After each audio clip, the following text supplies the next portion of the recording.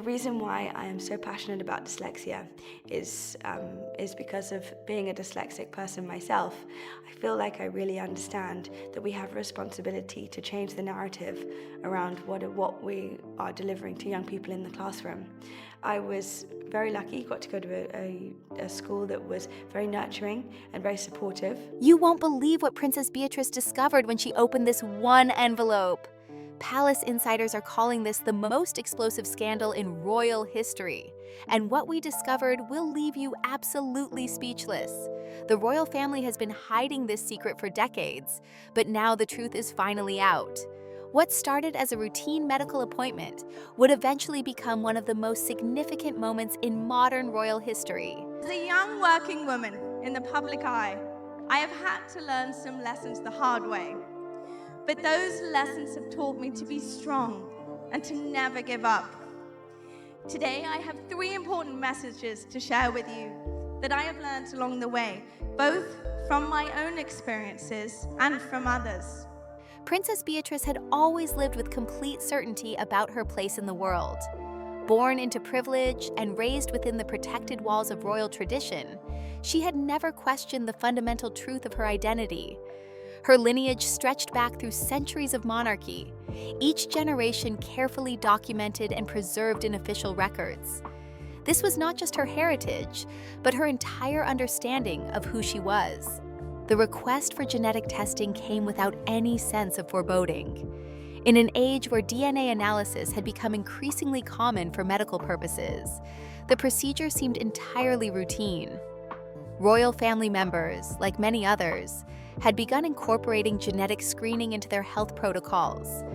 These tests could reveal predispositions to certain medical conditions, helping doctors create preventive care plans. For someone in Beatrice's position, with access to the most advanced medical care available, such testing represented nothing more than responsible health management. The decision to proceed with the testing was made casually, almost as an afterthought during a regular medical consultation. Palace medical staff had recommended the screening as part of a comprehensive health assessment. There was no urgency, no particular concern that prompted the request. It was simply another item on a medical checklist, filed alongside routine blood work and standard examinations. Beatrice agreed without hesitation, seeing no reason to refuse what appeared to be a straightforward medical procedure. The sample collection took only minutes. A simple cheek swab, properly labeled and documented, disappeared into the medical system like countless others processed every day. The laboratory technicians who handled the sample had no idea they were processing genetic material that would soon challenge everything the royal family thought they knew about their own bloodline. The test moved through standard protocols, with results expected within several weeks. During the waiting period, life continued normally within the palace walls. Beatrice carried out her usual duties, attending official events and maintaining the public schedule that defined royal life. There was no anticipation, no sense that anything significant was about to change. The genetic test had already faded from immediate memory, just another routine medical procedure in a life filled with scheduled appointments and obligations. The results arrived on what seemed like an ordinary Tuesday morning. The envelope bore the familiar medical laboratory logo and official markings that indicated its contents were confidential patient information. Palace staff handled such correspondence routinely, ensuring that medical documents reached their intended recipients without delay. The envelope was delivered to Beatrice's private quarters, along with the usual collection of official papers and personal correspondence that required her attention. When Beatrice first held the envelope, nothing about it suggested the magnitude of what lay inside. The weight felt normal, the appearance unremarkable. Medical results typically arrived in similar packaging, containing information that was usually predictable and rarely surprising.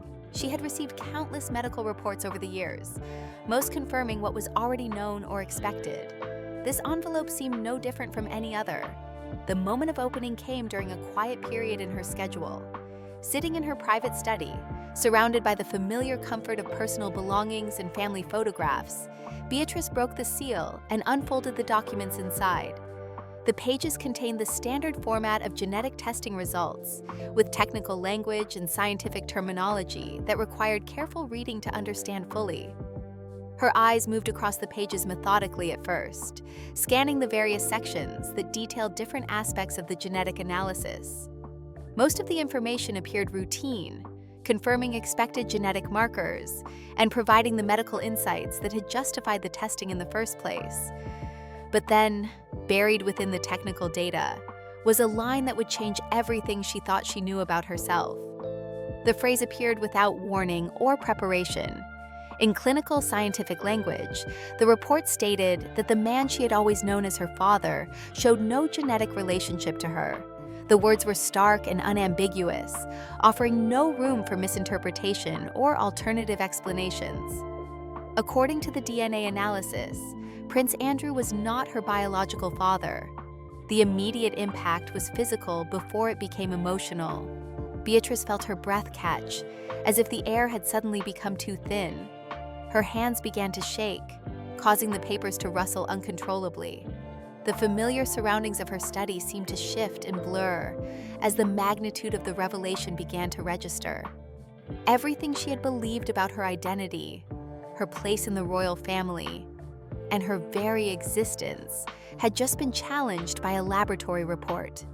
She read the line again, hoping that she had misunderstood or that the clinical language had confused her interpretation. But the meaning remained clear with each reading. The genetic markers that should have indicated paternal relationship were absent. The scientific evidence was unambiguous and final. The man who had raised her, loved her, and given her his name was not connected to her by blood. The emotional response came in waves.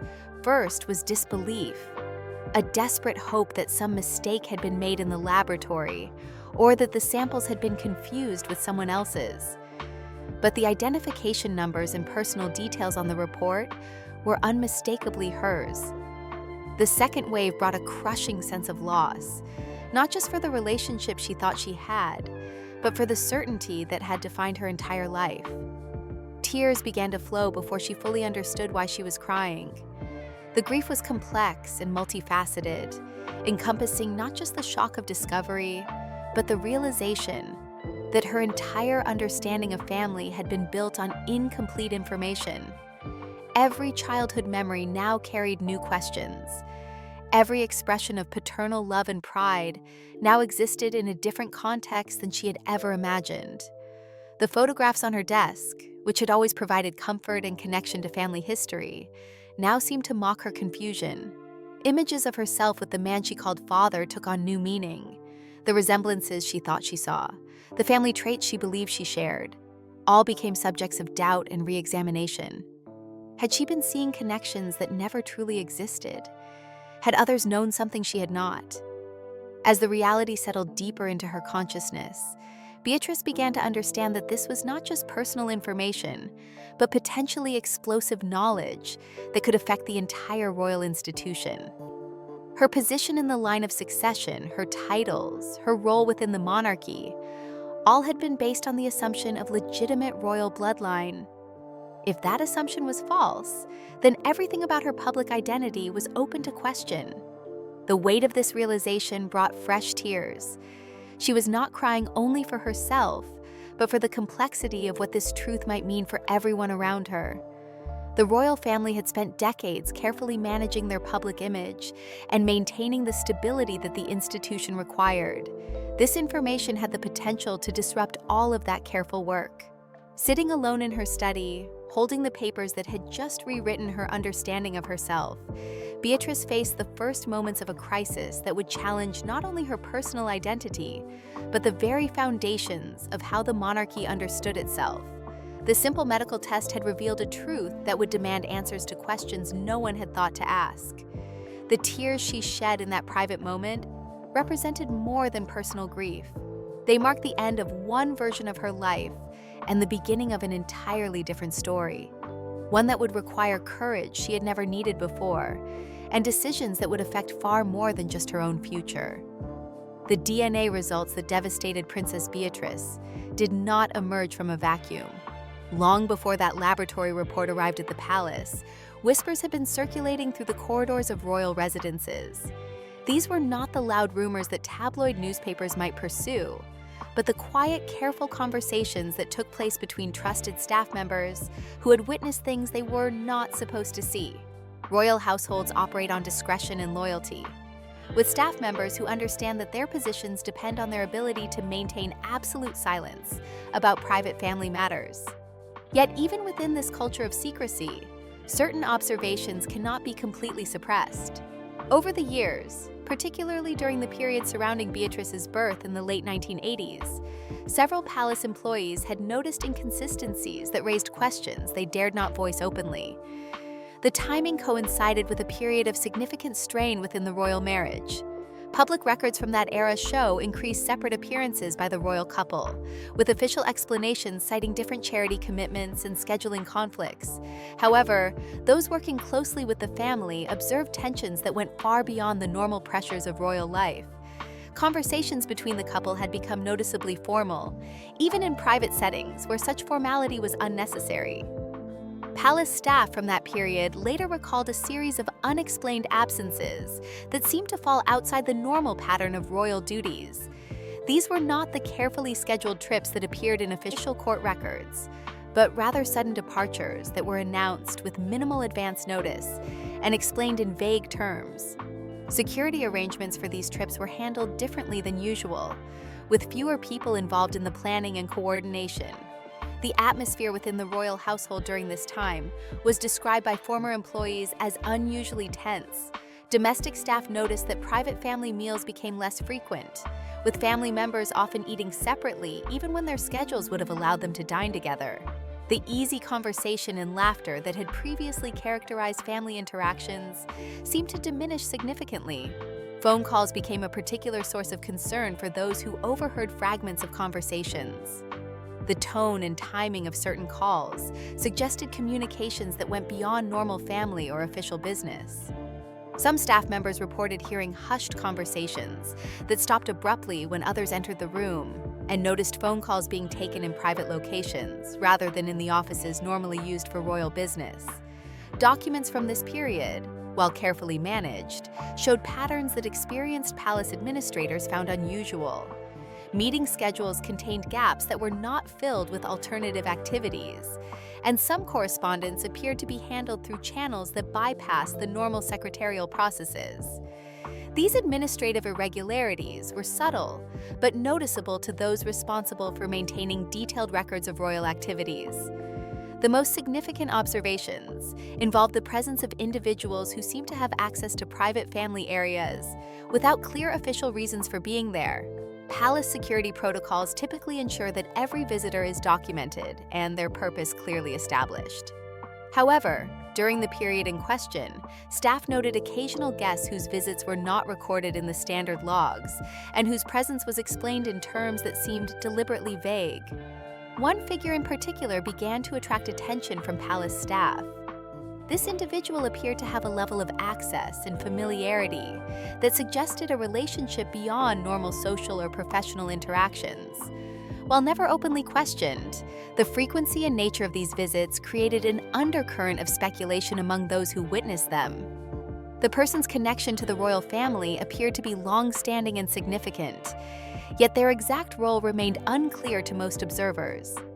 The individual's background revealed connections that made their presence both understandable and potentially problematic. They moved within social circles that overlapped with royal society, making their appearance at various events and gatherings seem natural. However, the level of private access they enjoyed suggested a relationship that went beyond casual social acquaintance. This created a situation where their presence was noticed but could not be easily questioned without raising sensitive issues. Staff members who attempted to discuss their observations found themselves facing subtle but clear discouragement. Supervisors would redirect conversations away from such topics, and those who persisted in asking questions sometimes found their duties reassigned or their employment terminated for reasons that seemed unrelated to their inquiries. The message became clear that certain subjects were not appropriate for discussion, regardless of what had been observed. the culture of silence that developed around these observations was maintained through a combination of loyalty, fear, and financial incentives. Long-serving staff members understood that their continued employment and generous benefits depended on their discretion. New employees quickly learned which topics were acceptable for discussion and which required complete silence. This created an environment where information was compartmentalized and shared only among the most trusted individuals. Despite these efforts to maintain secrecy, the knowledge did not completely disappear. Instead, it became part of the institutional memory carried by senior staff members who had witnessed the events firsthand. These individuals understood the potential implications of what they had seen, but also recognized that speaking openly about their observations could have devastating consequences for both themselves and the royal family. Financial arrangements played a significant role in ensuring continued silence. Staff members who had been present during sensitive periods often received unexpected bonuses, generous retirement packages, or transfers to prestigious positions that came with improved compensation. While never explicitly connected to their discretion regarding family matters, these benefits created strong incentives for continued loyalty and silence. The palace's approach to managing these sensitive situations involved multiple strategies designed to minimize risk and contain potential problems.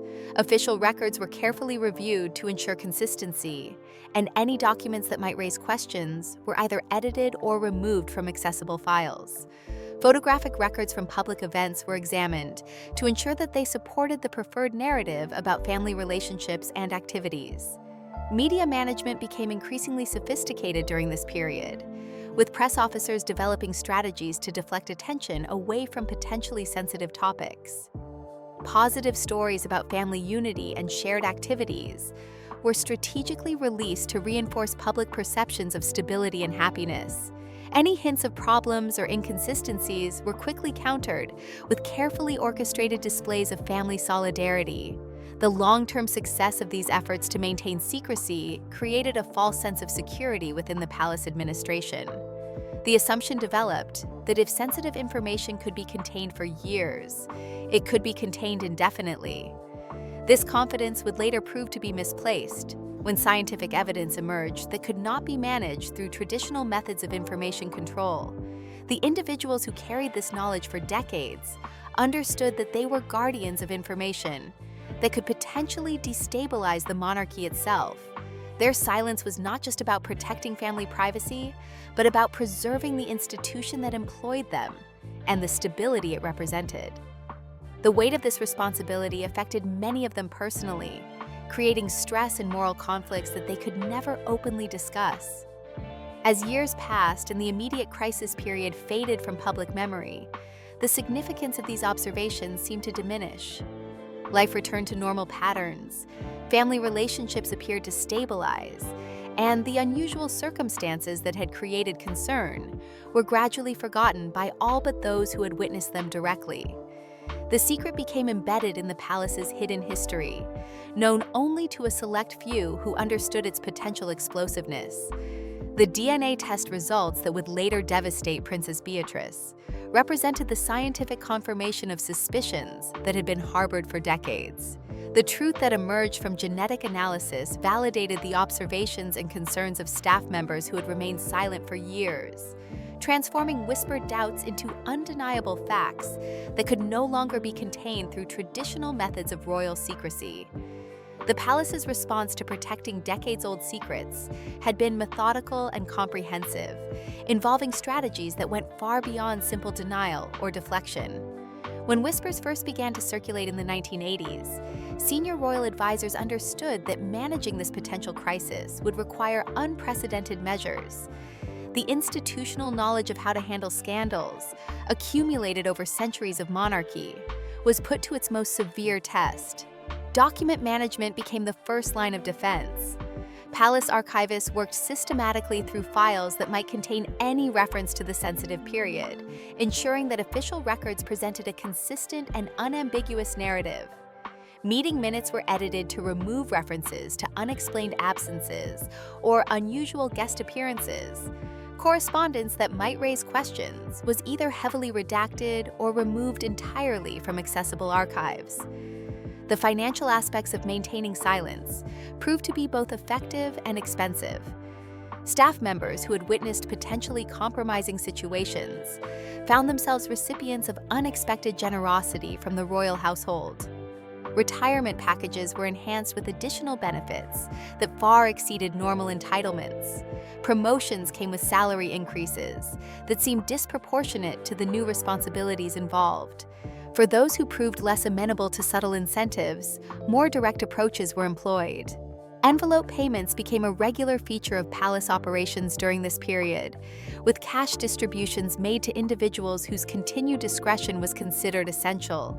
These payments were never recorded in official financial records, instead being handled through private accounts that left no traceable connections to royal finances. The threat of consequences for those who might consider speaking publicly was never stated explicitly, but was understood by everyone involved.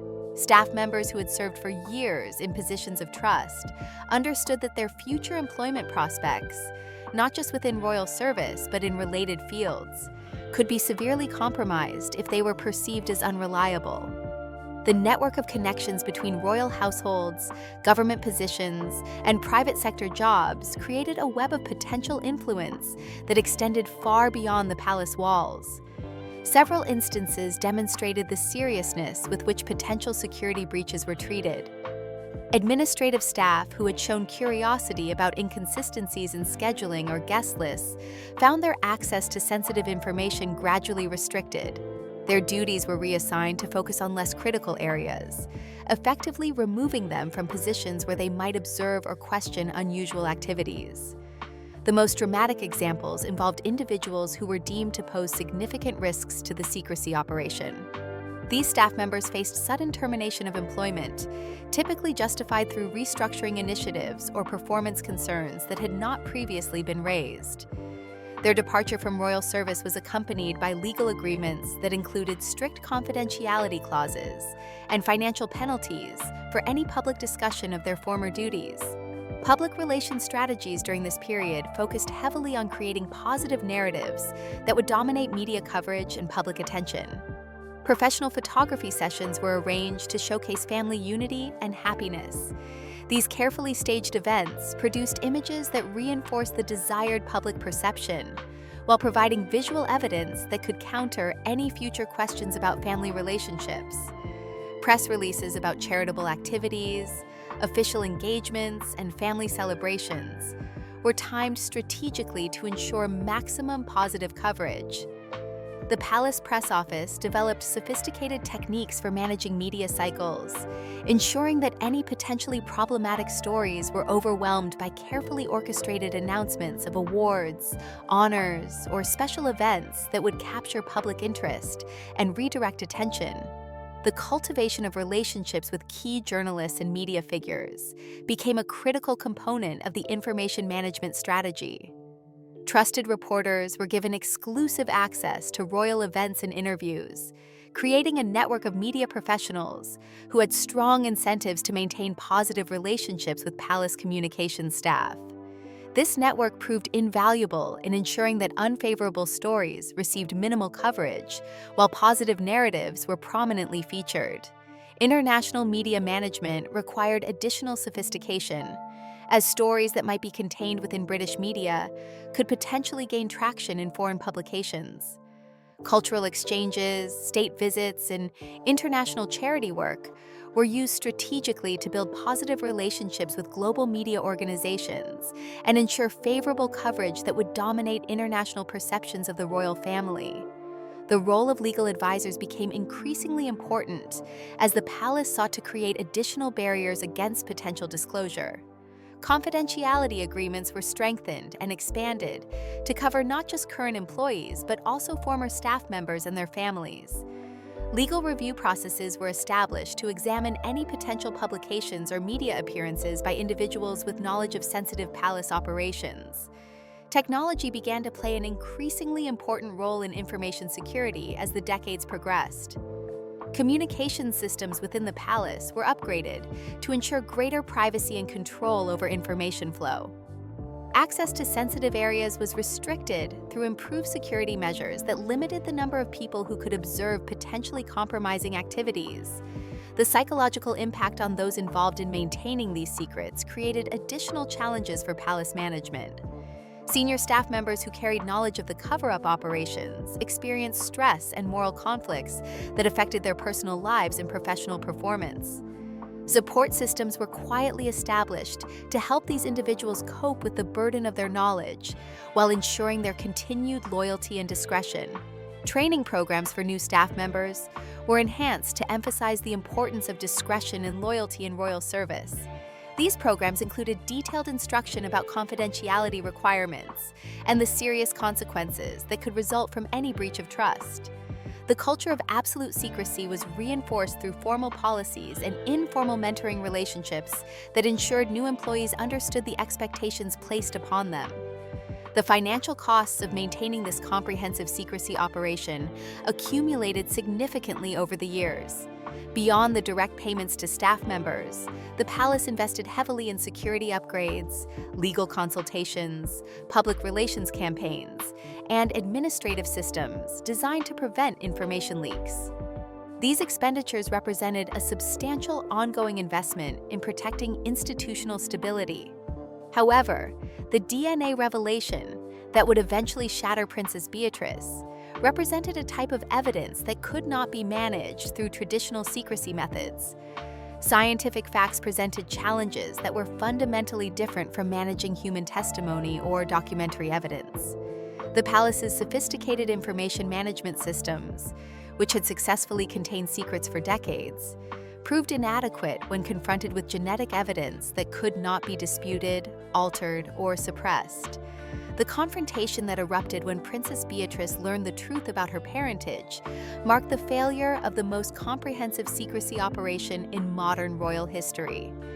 All the financial investments, legal agreements, and carefully managed narratives collapsed in the face of a single laboratory report that could not be explained away or contained through traditional methods.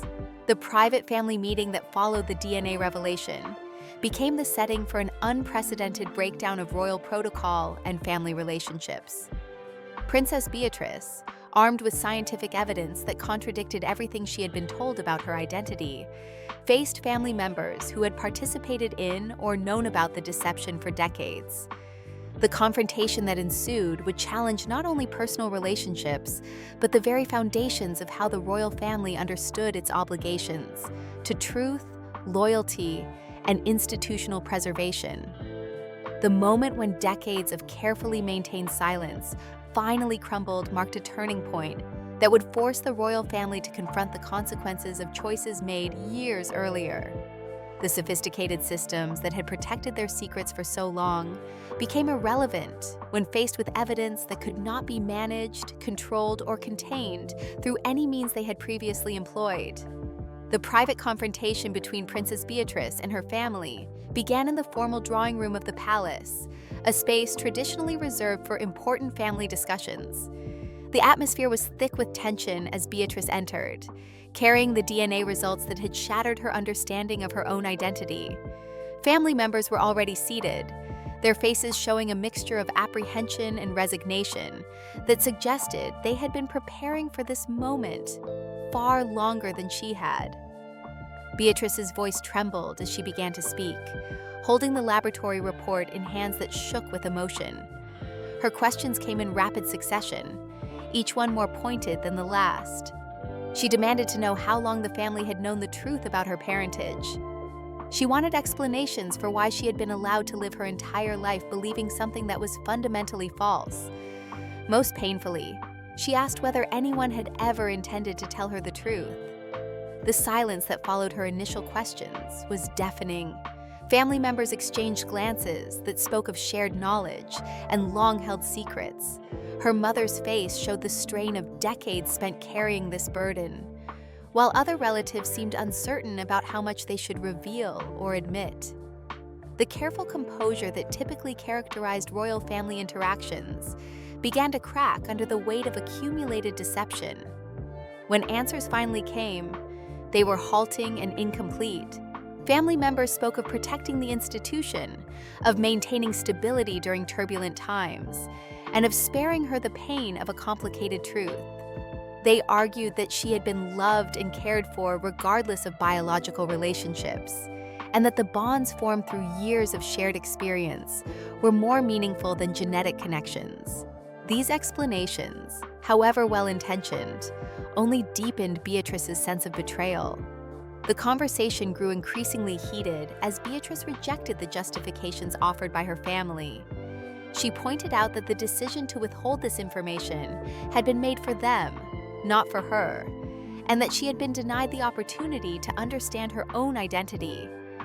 Her voice rose as she described the sense of living a lie, of having her most fundamental relationships built on deception, and of being treated as if she were incapable of handling the truth about her own life. Family members attempted to defend their actions by explaining the broader context of royal responsibilities and public expectations. They described the pressure they had faced to maintain institutional stability and public confidence in the monarchy. The revelation of such a scandal during earlier decades could have had devastating consequences for the entire royal system, affecting not just their family, but the constitutional framework that depended on public trust in royal legitimacy. However, these institutional arguments carried little weight with Beatrice, who saw them as placing abstract concepts above her personal well-being and right to truth. She expressed her feeling that she had been treated as a symbol rather than as a person, with her individual needs subordinated to the requirements of maintaining royal image and stability. The conversation revealed fundamental differences in how family members understood their obligations to each other versus their duties to the institution they represented.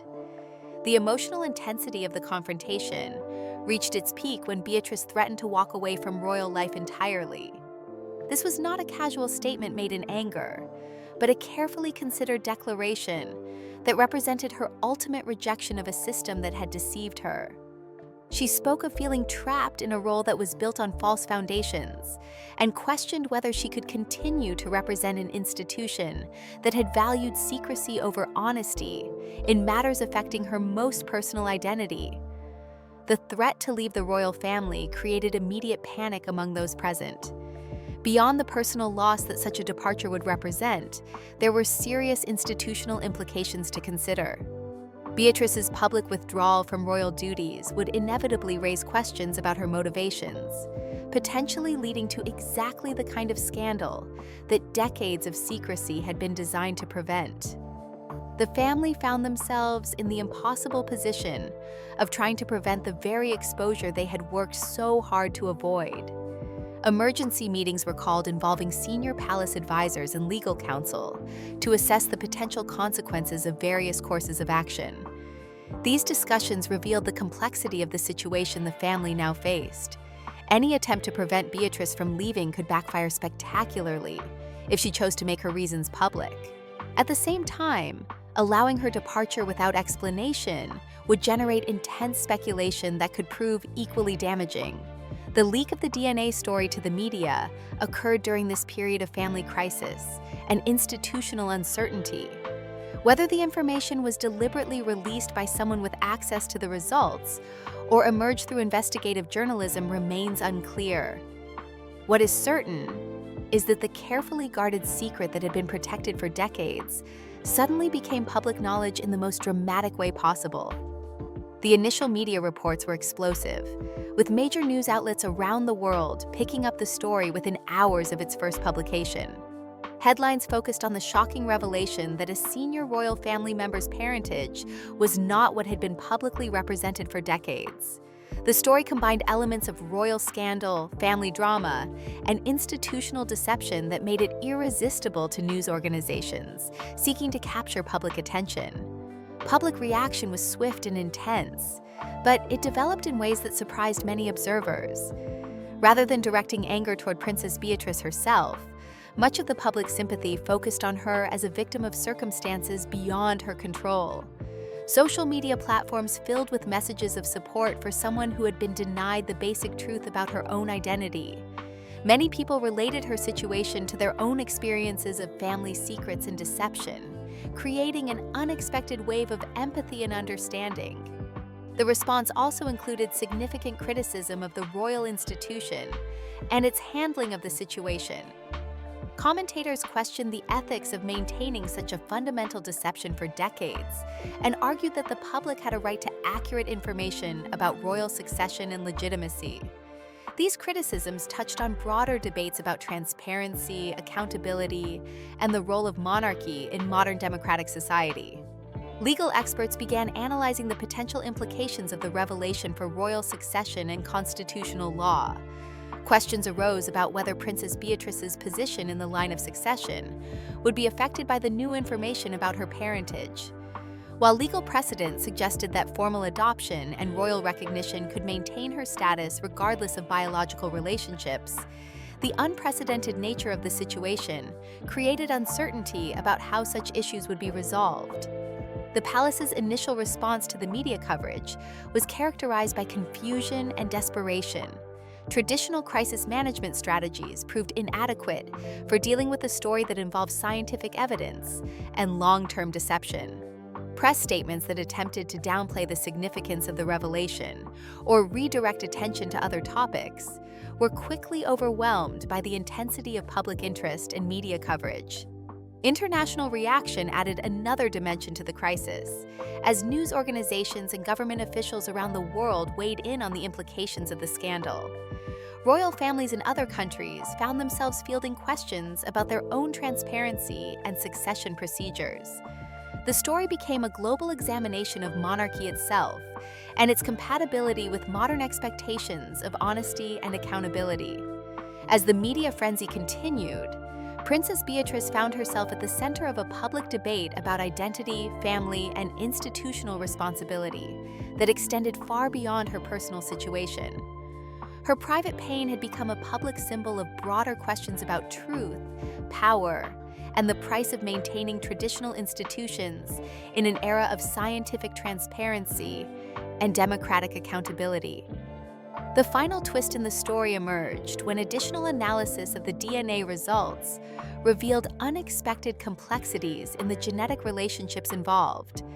Rather than simply disproving one relationship, the results indicated connections that had not been anticipated and that complicated the narrative that had initially emerged. These additional findings suggested that the truth about royal family relationships was even more complex than the original scandal had indicated. This development forced a fundamental reevaluation of the entire situation and its implications. The palace was compelled to acknowledge not just the original deception, but the broader pattern of incomplete information that had characterized their approach to family relationships and public disclosure.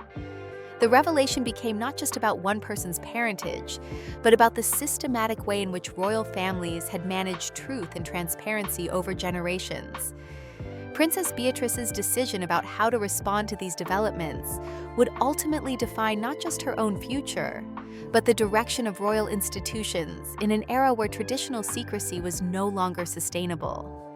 Her choice represented a turning point that would influence how monarchy itself adapted to meet the expectations of a world where scientific truth could no longer be hidden or managed through conventional means of information control.